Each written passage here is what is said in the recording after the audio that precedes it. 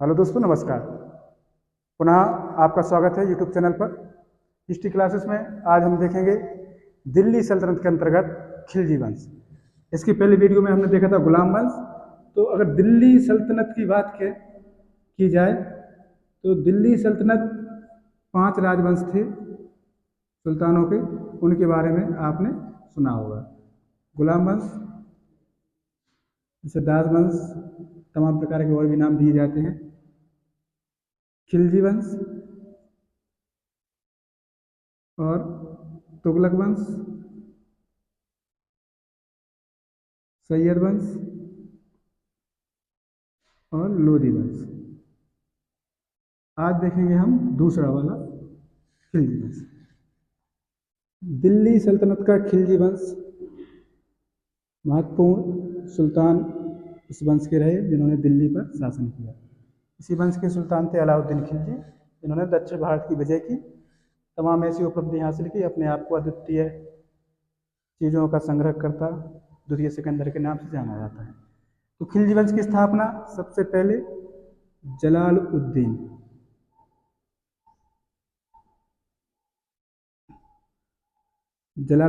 खिलजी।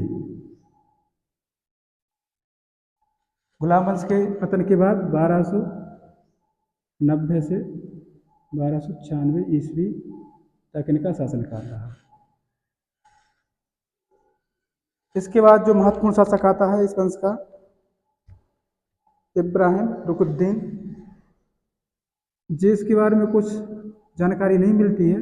कहते हैं अलाउद्दीन खिलजी के पहले रुकुद्दीन ने शासन किया और ये 1296 ईस्वी कुछ समय के लिए।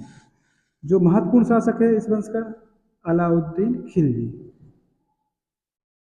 महत्वपूर्ण, सबसे दिल्ली सल्तनत का महत्वपूर्ण शासक, 1296 ईस्वी से 1316 ईस्वी तक शासन किया। सबसे मोस्ट और महत्वपूर्ण शासक अलाउद्दीन खिलजी था। इसके बाद जो अगला शासन आता है वो है शहाबुद्दीन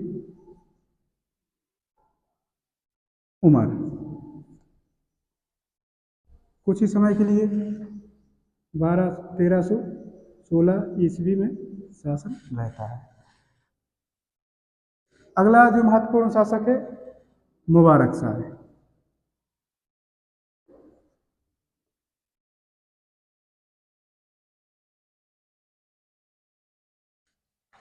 1316 से 1320 ईस्वी तक शासन रहता है मुबारक शाह खिलजी। जो अंतिम शासक है उसको बोलते हैं नासरुद्दीन खुसरो शाह। नासरुद्दीन खुसरो शाह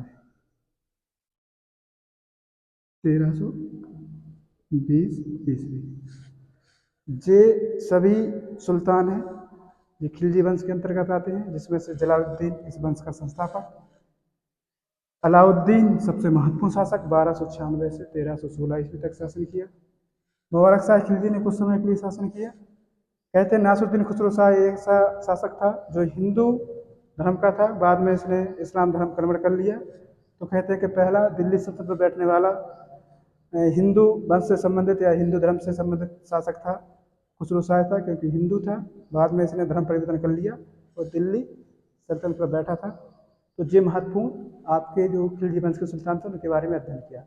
नेक्स्ट वीडियो में तुगलक वंश, फिर सैयद वंश, लोधी वंश को हम देखेंगे। दोस्तों, वीडियो अच्छी लगी हो तो कमेंट्स करें, लाइक करें, शेयर करें और चैनल को आगे बढ़ाएं। धन्यवाद।